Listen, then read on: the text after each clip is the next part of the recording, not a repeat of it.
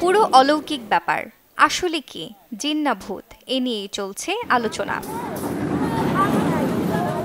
বরগুনা জেলা শহরের পাশ দিয়ে বয়ে যাওয়া খাগদন নদীর মাঝে আকস্মিকভাবে দাঁড়িয়ে আছে একটি চালতা গাছ। নদীতে বড় বড় লঞ্চ ট্রলার চলাচল করলেও ঠায় দাঁড়িয়ে আছে গাছটি, নেই কোনো পরিবর্তন।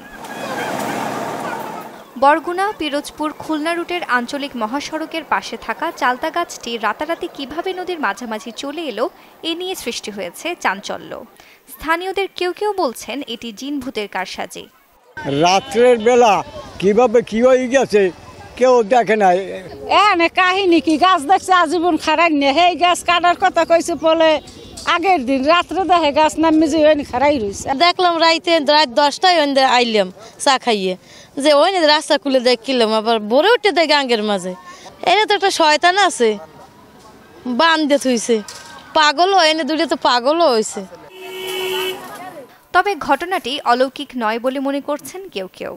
মূলত জিন ভূতের কোনো ব্যাপারে না, এটা হয়েছে আর এই যে একটা সড়ক, আমরা যে সড়কটা দাঁড়াইছি আসলে এই মিথ্যা জিনিসটা দেখার জন্য হাজারো মানুষের কৌতূহল এই রাস্তায়, অথচ এইটা একটা সড়ক, যে কোনো সময় এই গাছটা দেখার কারণে কিন্তু একটা অ্যাক্সিডেন্টও হতে পারে। বাঙ্গলকুলে থাকনে ওই গাছটা গোড়া নিচকুল খালি গেছে, উপরকুলে একটু মাটির সংখ্যা বেশি ছিল গাছটার গোড়ায়। জন গাছ জায়গাটা হালা একটু লাসা হলে ওই জায়গাটা একটু ভাঙ্গিলকুল, ওই খাপে যাই যখন বাদ যাওয়ার গাছটার নিচে মাটিতে ওজন হয়ে গেছে, গাছ খারাই গেছে। এটা বিচিত্র কিছুই না। প্রতিদিন গাছটি দেখতে দূর দূরান্ত থেকে ভিড় করছেন উৎসুক জনতা।